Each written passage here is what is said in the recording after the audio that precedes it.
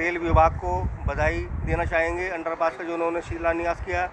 लेकिन हम 4 सालों से इस संघर्ष को करते आ रहे हैं। 4 DRM आगे जा चुके हैं, 4 DM बदले जा चुके हैं, 4 IGM आगे जा चुके हैं, लेकिन कोई भी समस्या को देखने वाला नहीं था। अभी हाल ही में छठ पूजा वाले दिन 2 बच्चे हताहत हुए, शहीद हुए, ट्रेन की चपेट में आ गए। फिर हम लोग धरने पर बैठे, हमने अनशन भी किया और अनशन के बाद DRM साहब लक्सर में आए, CM साहब लक्सर में आए और अंडरपास की एक नई रूपरेखा तैयार करके गए।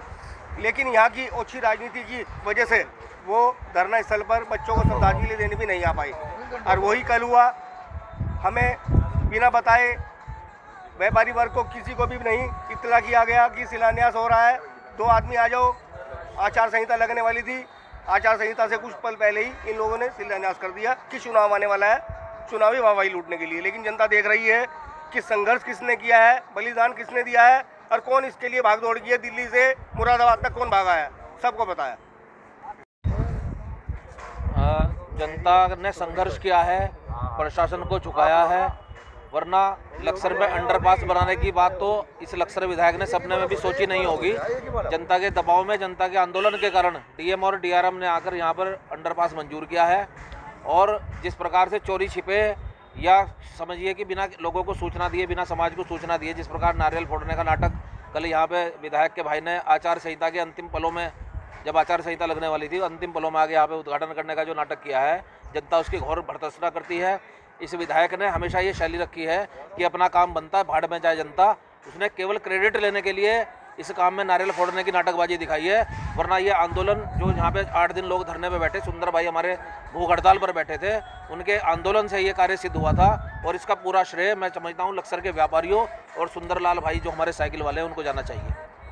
वर्षों से व्यापार मंडल पूरे लक्सर क्षेत्र का अंडरपास की मांग को लेकर आंदोलन कर रहा था। धरने दिए गए, ज्ञापन दिए गए, SDM से लेकर रेलवे के बड़े उच्च अधिकारियों तक, रेल मंत्री तक, भारत के प्रधानमंत्री तक हम लोगों ने ये बात उठाई।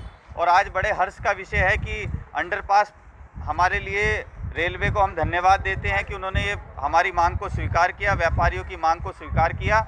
लेकिन जिस प्रकार से अंडरपास बनाए जाने को लेकर नारियल फोड़ने की जो एक औपचारिकता की गई और उसमें व्यापारियों की अनदेखी की गई, उससे व्यापारी वर्ग लक्सर का नाराज है।